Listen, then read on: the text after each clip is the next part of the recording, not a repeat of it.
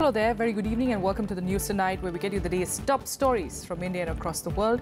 I'm Tracy Shilshi and here are the headlines. Prime Minister Narendra Modi interacts with young entrepreneurs at the Champions of Change initiative organized by Niti Aayog, highlights the small changes made by the centre that have brought significant results for the country.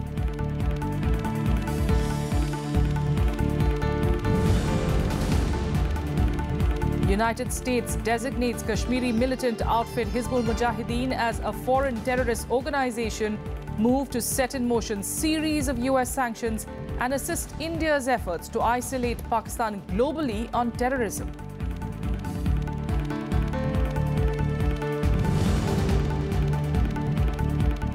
Gorakhpur District Administration sends inquiry report on child deaths to the state government. Report pins the blame for mismanagement on 2 senior doctors of the Baba Raghav Das Medical College Hospital in the city.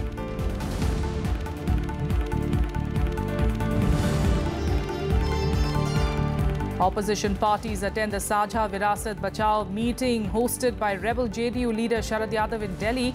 Leaders say their purpose is to save the composite culture of the country.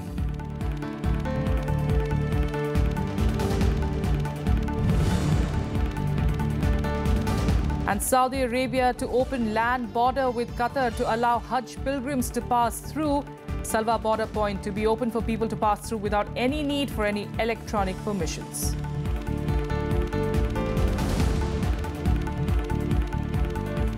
Our top story this evening, Prime Minister Narendra Modi has lauded the new ideas and innovations envisaged by young entrepreneurs as he interacted with them at the Champions for Change initiative organized by Niti Aayog in the national capital on Thursday. More than 200 young entrepreneurs got a chance to interact with Prime Minister Narendra Modi on Thursday in the national capital. The Prime Minister emphasized that the new India could only be built through the efforts of crores of ordinary citizens and invited the entrepreneurs to join this effort. सरकार की कोशिश है कि देश के हर कोने में हर व्यक्ति के पास कुछ न कुछ है देने के लिए। हम इसे जोड़ना चाहते हैं और सरकार को फाइल से बाहर निकाल करके जन जीवन के साथ जोड़ना चाहते हैं। ये टू वे हमारा प्रयास है। PM termed the Champions for Change initiative organized by Niti Aayog as an effort to bring together diverse trends for the benefit of the nation and its society. He said a lot of small changes have been brought in by the union government, which have brought significant results. Corruption भी दुर्भाग्य से institutionalise हो गया है। जब तक आप counter institutional arrangement नहीं करते हैं, आप उसको रोक नहीं पाते हैं।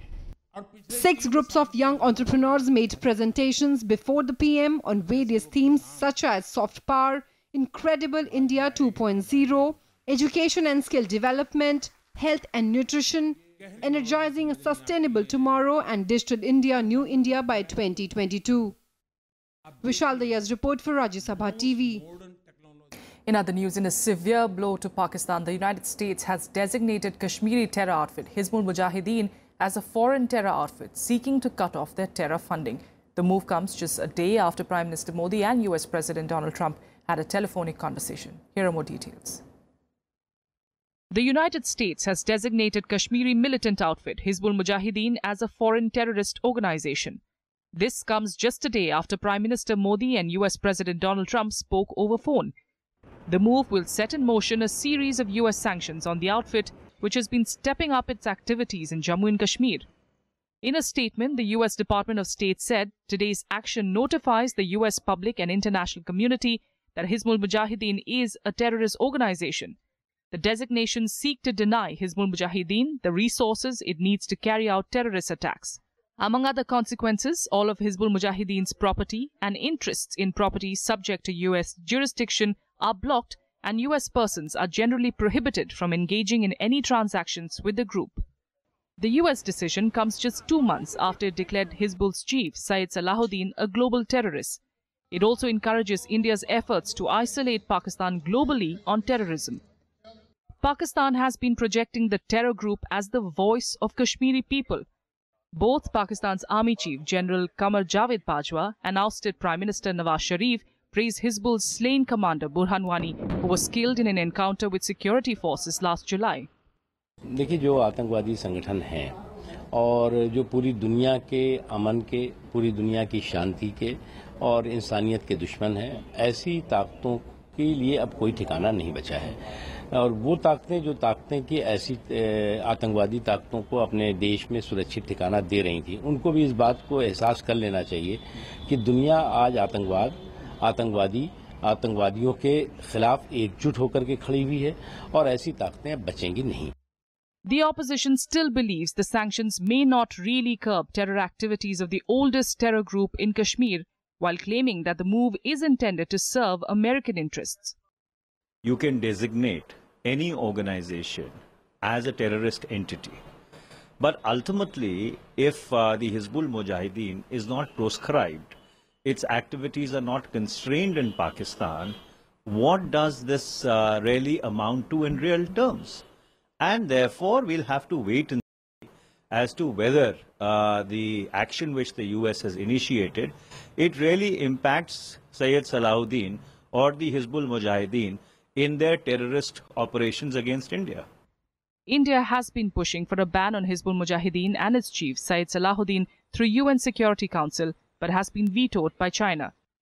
With US designating Hizbul Mujahideen as a foreign terrorist organization, India's case is all set to get more traction at the UNSC. Bureau Report, Rajya Sabha TV.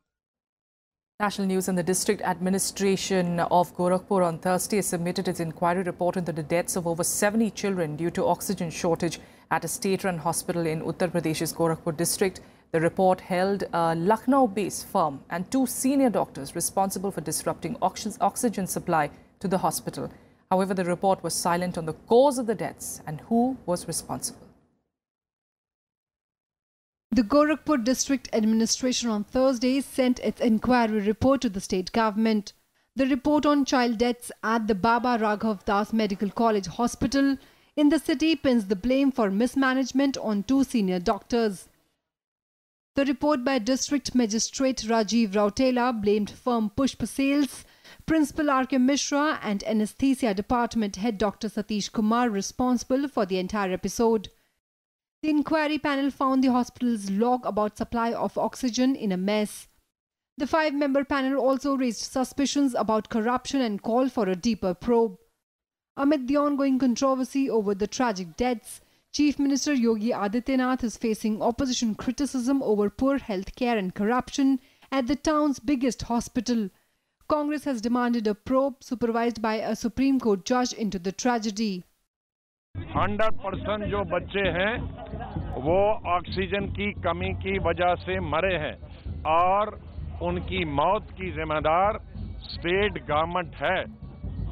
उससे वो उससे बच नहीं सकती स्टेट गवर्नमेंट, ये उनकी वजह से है। उनको अधिकारियों ने डार्क में रखा। किसी ने मुख्यमंत्री को ये नहीं बताया कि पेमेंट न होने की वजह से ऑक्सीजन बंद करने का नोटिस दिया है उस कंपनी ने, और डीएम की जिम्मेदारी बनती थी कि इसकी व्यवस्था देखे। सब जानते हैं कि ऑक्सीजन जैसे ही बंद होगी बच्चों की डेथ हो जाएगी। तो इसमें दोषी लोगों को बचाने के लिए गवर्नमेंट कोशिश कर रही है। इससे ज्यादा दुखद और कोई बात नहीं हो सकती। इस कदर लापरवाही ये एक मिसाल सामने आई है। उत्तर प्रदेश सरकार इसके लिए जवाबदेह है, केंद्र स्वास्थ्य मंत्रालय इसके लिए जवाबदेह है। और अब जबकि डिस्ट्रिक्ट मैजिस्ट्रेट की तरफ से भी ये रिपोर्ट आ गई है कि इसकी विशेष जो कारण इसका है वो ऑक्सीजन के सप्लाई न होने का है, तो ये बड़े दुख की बात है।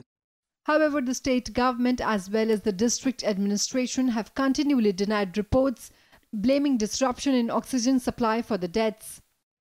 Over 70 children have died at the hospital in the last 10 days as it ran out of medical supplies, triggering anger not only across the state but also across the country.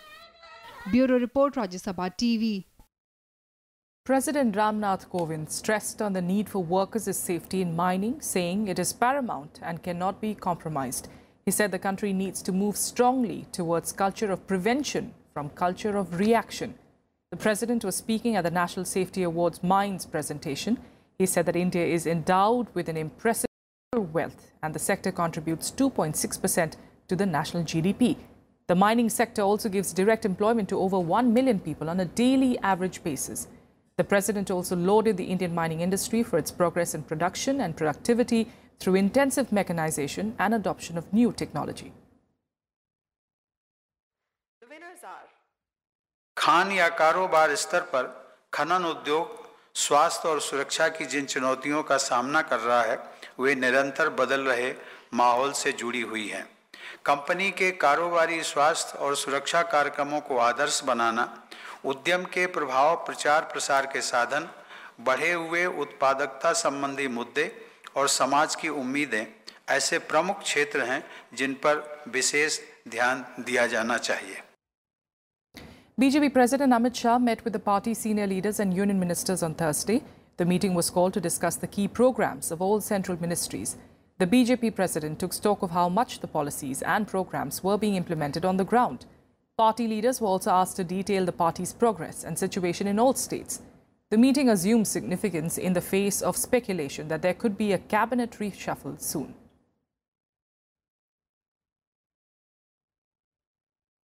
Meanwhile, rebel JDU leader Sharad Yadav led a Sabha Virasat Bachao Sammelan in New Delhi today. The event saw leaders from almost every opposition party in attendance. Yadav said that the meeting was not against anyone, but in the interest of the country. However, it's being widely seen as a show of strength by Sharad Yadav against Nitish Kumar's decision to ally with the BJP in Bihar. Top leaders from the opposition parties came together on Thursday for the Sabha Virasat Bachao meeting, hosted by rebel JDU leader Sharad Yadav in the national capital. The leader said the purpose of the meet was to save the composite culture of the country. जो NDA के लोग हैं उन्हें ये महसूस करना चाहिए, जान लेना चाहिए कि उनको जो राज मिला है वो 31% वोट पर मिला है और यहाँ जितने लोग बैठे थे ये 69%, 69% लोगों का यहाँ पूरा जमाव है। Congress Vice President Rahul Gandhi used the occasion to hit out at Prime Minister Narendra Modi. He said the Prime Minister wanted to create a Swachh Bharat, but the people of the country wanted a Sach Bharat. हर एक युवा काम करना चाहता है। मोदी जी ने make in India की बात की। जहां भी देखो made in China, made in China, made in China, telephone देखो मेड इन चाइना, वीडियो देखो मेड इन चाइना। सच्चाई ये है कि मोदी जी का मेक इन इंडिया फेल हो गया है। Former Jammu and Kashmir Chief Minister and National Conference leader Farooq Abdullah spoke on the situation in the Kashmir Valley.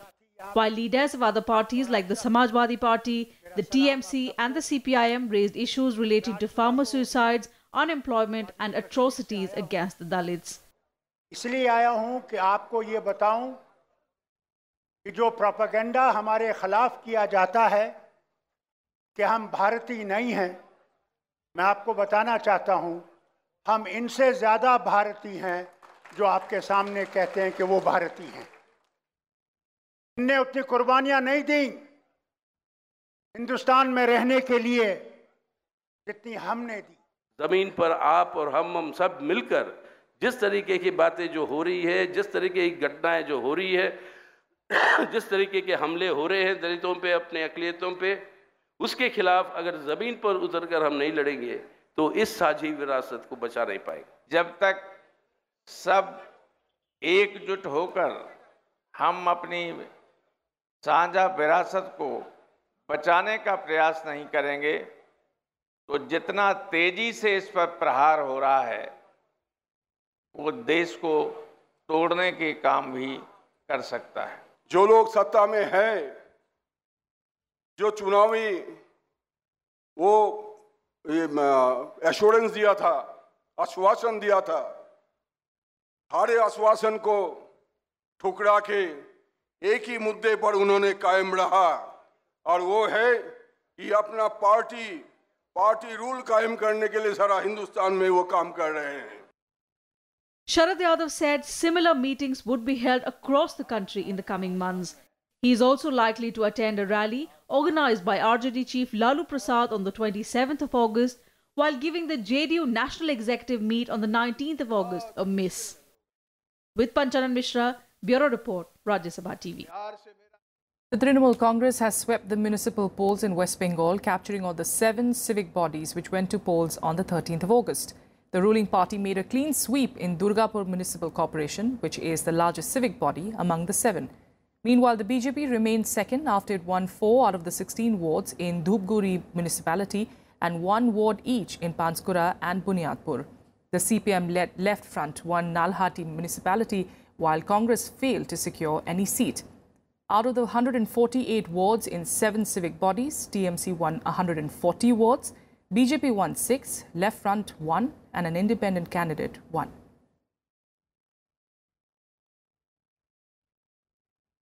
Now, even as India maintains status quo on the Doklam border in Sikkim, it's also assessing the overall border situation with China. China, on the other hand, seems keen to be using wrong precedents to make its case. While the Chinese government has adhered to none of the treaties in the past, it is practicing double standards in the present stalemate. Here's a special report. Chinese claims over the land in Doklam area are not backed by facts. China is citing an 1890 treaty between the British and the Chinese emperor, when in truth neither Bhutan or Sikkim were party to that treaty. Experts say this was a treaty of convenience that Imperial Britain and China signed on March 17, 1890 in Calcutta. The treaty didn't take Tibet into confidence even though it was an independent country, and the treaty dealt with water sharing between Sikkim and Tibet. Consequently, even Tibet refused to recognize the treaty. Experts say that misquoting history is part of the Chinese ploy to grab land and expand its boundaries. Really strange that now China has gone on to accept the 1890 treaty or the agreement as the baseline to make its territorial claims. So I think in a sense what China is trying to do is where it is convenient to them, they want to kind of play by these historical agreements and treaties, but otherwise they will not. But even as China refers to the 1890 treaty to stake its claim on Doklam, it doesn't mention the McMahon Line between India and China. The McMahon Line was drawn between British and the then Tibet regime in 1914. It was signed by McMahon, the then Foreign Secretary of Britain, and Longchen Satra on behalf of the Tibetan government. India recognizes it as an international boundary between India and modern China, but China does not. The Chinese refused to accept the McMahon Line, which is the borderline between India and China, on the premise that this is the leftover from a British era, and therefore why is India falling prey to that? But this is really strange. The Chinese duplicity on boundary issues is glaring. It recognizes facts according to convenience and released a 15-page document to insist on the 1890 treaty. India has virtually rejected this, which is why its forces are refusing to budge against any Chinese misadventure of attempts to distort history. India needs to expose this mindset of China. From Doklam to South China Sea, this is the same mindset that is destabilizing the whole world. Akhilesh Suman for Rajya Sabha Television, with camera person Junaid in Delhi. More national news, and the flood situation remains grim across several parts of the country, with the death toll rising in Bihar, Assam and West Bengal. In Bihar, the death toll mounted to 72, where 73.44 lakh people in 14 districts have been hit by the floods. 2.74 lakh people have been evacuated, out of which 1.16 lakhs have been put up in 504 relief camps in different areas. Rail traffic was severely hit at many places due to the floods. The Bihar Chief Minister was slated to conduct an aerial survey of Betia, Valmiki Nagar areas with Deputy Chief Minister Sushil Kumar Modi during the day, but could not do so due to bad weather. Floods claimed 123 lives in Assam, with 11 more deaths reported on Wednesday. Nearly 33.45 lakh people in 24 districts have been affected till now. The water level of the Brahmaputra is slowly receding but is still flowing above danger levels in many areas. Assam Chief Minister Sarbanand Sonowal is in the national capital to meet the Prime Minister and apprise him of the damage in the state. At least 32 people died in West Bengal, with 14 lakh people affected in the submerged northern part of the state. The state government set up more than 600 relief camps, while NGOs have added at least 800 till now. NDRF and SDRF teams have been deployed in the region to help with rescue efforts. We'll keep an eye on developments there. Meanwhile, senior Gujarat police officers N.K. Amin and Tarun Barot resigned on Thursday. This comes a day after the Supreme Court questioned the Gujarat government on their reappointment. Both Amin and Barot are accused in the cases involving the deaths of Shorabuddin Sheikh and Ishrat Jahan. N.K. Amin, who was allegedly involved in disposing the body of Shorabuddin Sheikh's wife, Kausarbi, in 2005, retired as Superintendent of Police in August 2016, but was reappointed as the SP of Mahisagar district in Gujarat for 1 year. Tarun Barot was reappointed as Deputy Superintendent of Police with Western Railways at Vadodara for a year after his retirement. He is accused in the Ishrat Jahan and the Sadiq Jamal encounter cases. With that, let's take you through some more national news updates in Nationwide. The Delhi High Court was put on high alert on Thursday morning after the police received a hoax call claiming that a bomb had been placed on the court premises. The call was received by the control room around 11 a.m. from northeast Delhi. Delhi police, SWAT teams, fire tenders and bomb disposal squad were rushed to the court and began search operations. The court proceedings continued. Police are yet to trace the call from the PCR from Bhajanpur area.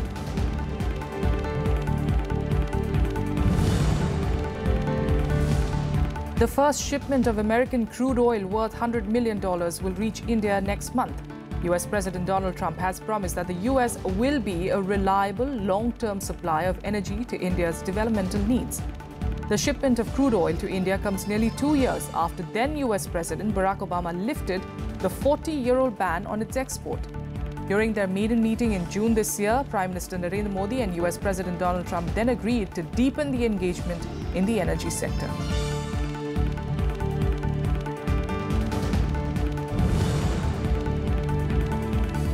A Delhi court today issued a warrant seeking the appearance of Narmada Bachao Andolan activist Medha Patkar, who failed to appear before it in a defamation case filed by her and also KVIC chairman V.K. Saxena against each other.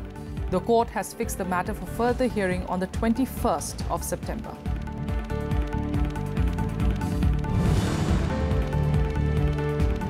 Due to heavy rain in Bengaluru for the past 2 days, the Velandur Lake once again spilled toxic foam onto the streets. Residents complained of foul smell and pollution. Karnataka Chief Minister Siddaramaiah said that the state government is taking all steps to address the problems in the lake and assured that all issues will be resolved within 1 or 2 years.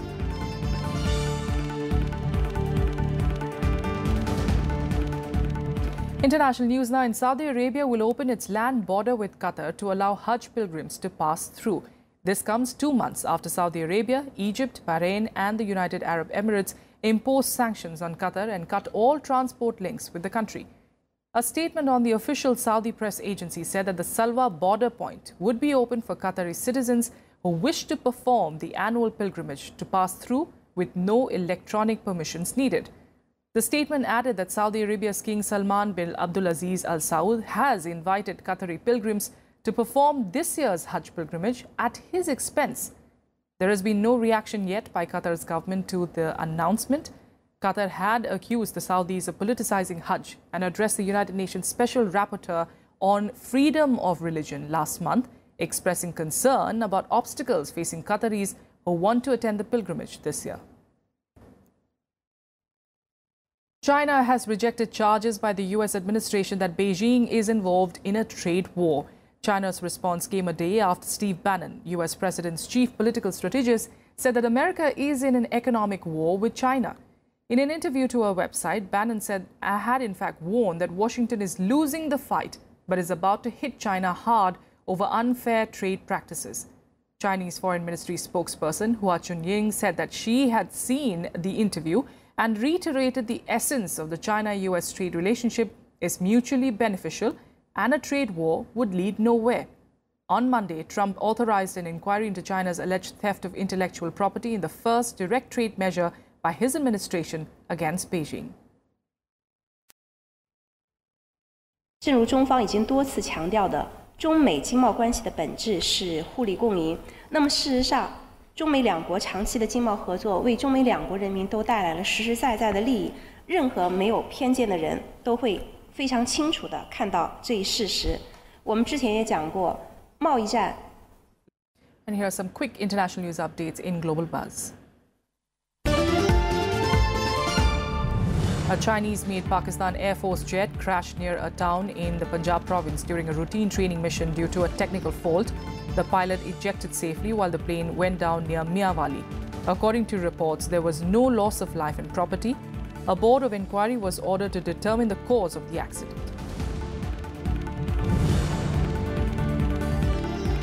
Turkey's European Union Minister Ömer Çelik said that German Chancellor Angela Merkel's comments about halting the expansion of a customs union between Ankara and the European Union harm the credibility of the bloc. Ömer Çelik called Merkel's remarks unfortunate and even added that no European Union country should give orders to the EU institutions or EU processes.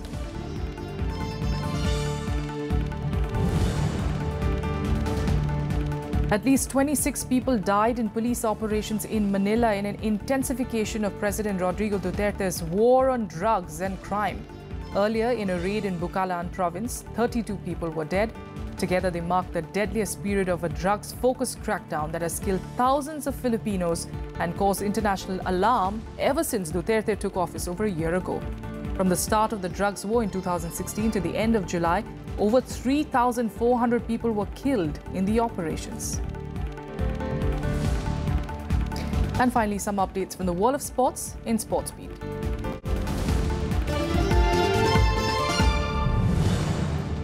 Tanya Mirza and her Chinese teammate Shuai Peng entered the quarterfinals of the Cincinnati Masters.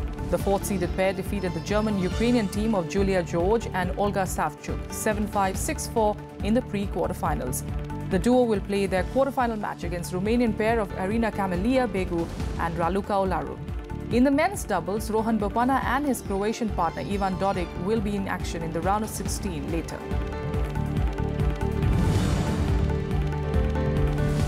In the men's singles, Rafael Nadal beat Richard Gasquet 6-3, 6-4 at Cincinnati Open. 15-time Grand Slam winner Nadal will now face Albert Ramos Vinolas, who eliminated 16-seeder Giles Mueller. In another match, world number 7 Alexander Zverev was beaten by unseeded player Francis Tiafoe 4-6, 6-3, 6-4. It was Tiafoe's first win over a top 10 player and will face John Isner in his next match.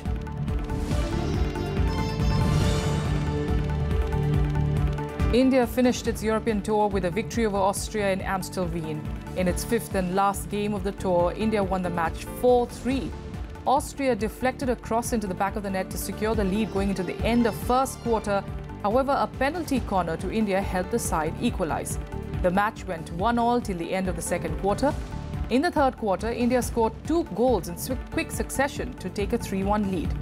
The Austrians then scored 2 goals in quick succession to equalize at 3-3, but a goal just before 10 seconds of full time registered a sensational win for India. That's all we could pack in on the news tonight. Thank you so much for joining us.